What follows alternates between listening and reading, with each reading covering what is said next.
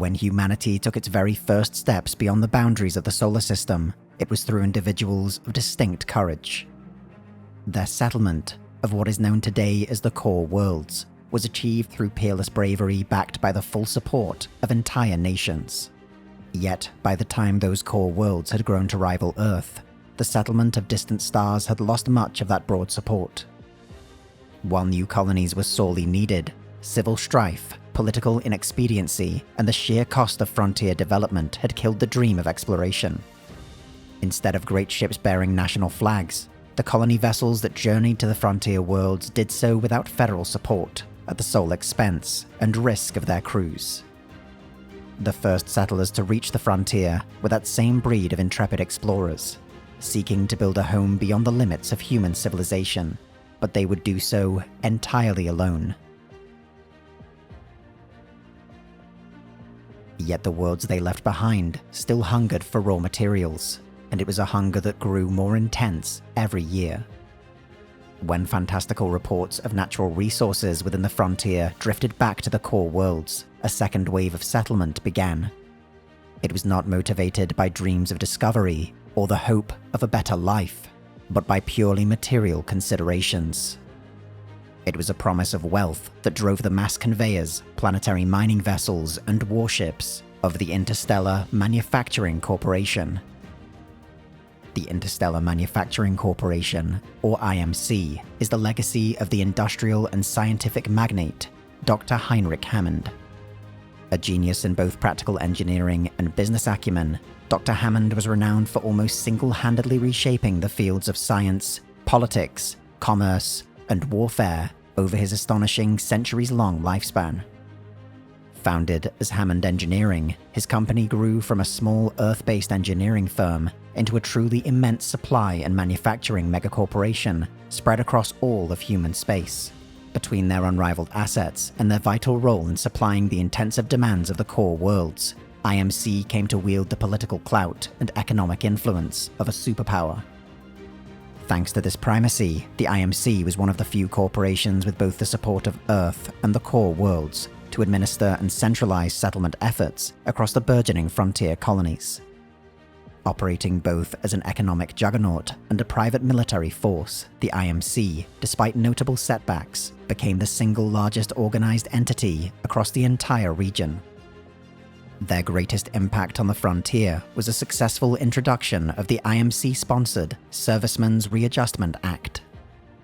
This policy granted veterans of conflicts involving the IMC the right to claim the property, resources, and hardware necessary to establish themselves on the frontier. Sold as a progressive means of supporting veterans and providing essential services for the colonies, this act transformed the vast wilderness of frontier planets into a demarcated series of fiefdoms, held through force and firepower. Conflicts of various scale within the core systems diverted IMC funding and the public's attention away from the frontier for several decades. Those who had participated in the Servicemen's Readjustment Act were largely abandoned to fend for themselves. By the time the Interstellar Manufacturing Corporation again had the resources to reassert its authority across the frontier, the colonies present there had not only survived, but flourished. Asserting its initial investment across the frontier and its right to declare eminent domain, the IMC began occupying the region in a campaign more akin at times to a military invasion. In the face of overpowering economic domination, widespread ecological destruction, and crushing military superiority, the colonial populations, who had grown resentful of IMC interference, formed the frontier militia in an attempt to retain their sovereignty. Striking at industrial assets, mining sites, and logistical centers across the frontier, those initial hostile acts became the first spark that began the ongoing conflict known as the Titan Wars. The conflict between the IMC and frontier militia went through many stages, with the corporation occasionally declaring victory after major battlefield triumphs. In each instance, however, the militia withdrew and reoriented itself towards guerrilla strikes and other methods of irregular warfare. During the Battle of Demeter, the frontier militia unexpectedly won control over a key transit hub, stranding the remaining IMC forces within the region and cutting them off from all supplies and reinforcements. The IMC would eventually again lose much of its influence in these territories, focused on more pressing concerns within the core worlds. The modern IMC exists as an immense conglomerate of industrial, corporate, and military subsidiaries. These range from the legacy companies of Hammond Engineering and its many offshoots, to the Kodai industrial and mining concern, the vast military assets of Wonyon Defense and the Lastimosa Armory, the stock market services of the Canis Major Trading Company, and the cutting-edge research and development of Vision Dynamics. Through its immense reach, there is no corner of the economy that the IMC does not influence. Its monopoly in many territories was won through its immense security services. Dozens of separate military contractors and private military corporations are collectively known as the Imc Armed Services. These are likewise subdivided into several branches: the IMC Colonial Navy, Air Force, and Marine Corps. The IMC Colonial Navy is split into several distinct fleets, each controlled by an admiral or vice admiral. These fleets consist of dozens of privately owned warships and utilize the offensive capabilities and advanced technology comparable to any national navy. The fleet is heavily supplemented by the IMC Air Force, which primarily operates in a support role. It provides air cover and reconnaissance for planetside forces and ensures that heavier assets reach the ground safely. The IMC Marine Corps is a mixed force of mobile infantry and specialized armor divisions designed to conduct planetside operations. Included amongst their number are the elite Titan units and their pilot, a key element that decided the wars within the frontier and the dominant force within modern conflict. Coordinating closely with the Navy, IMC Marines utilize orbital drop and rapid assault systems to conduct immensely effective shock and awe campaigns, epitomized by the thundering experience of a Titanfall. Mercenary Outsourcing allows the IMC to field additional varied military assets across the frontier without the usual strain on corporate logistics. Many different mercenary groups have been employed in war zones and high-priority areas by the IMC, though most notorious of all are the Apex Predators. A company of high-skilled private military contractors, they were essential to IMC's wider successes during the frontier wars.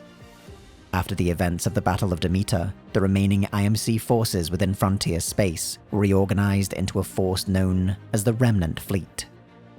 This unit represents a more closely integrated task force composed of elements from every service branch and exists under the direct control of the computational integrated AI known as Spyglass.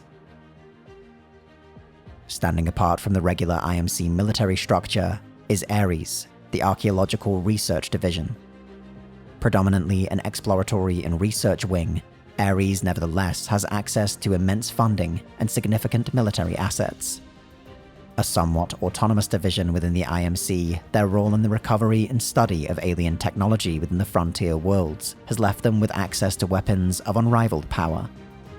Led by the notorious General Marder, Ares increasingly utilized unorthodox and devastating tactics across the frontier worlds through the exploitation of some of the most dangerous and ill-understood technology ever encountered by the human race.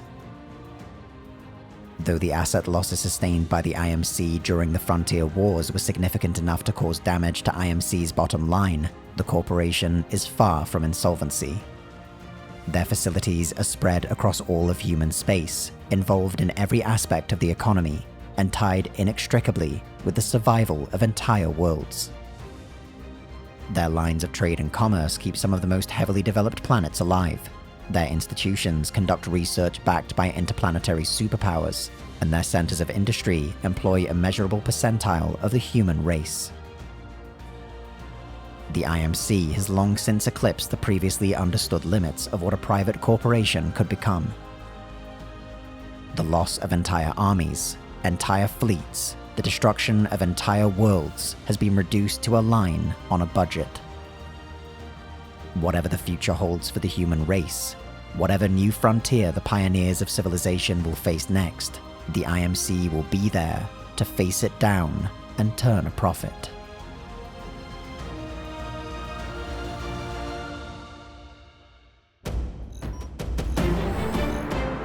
The Templin Institute investigates the nations, factions, and organizations of alternate worlds.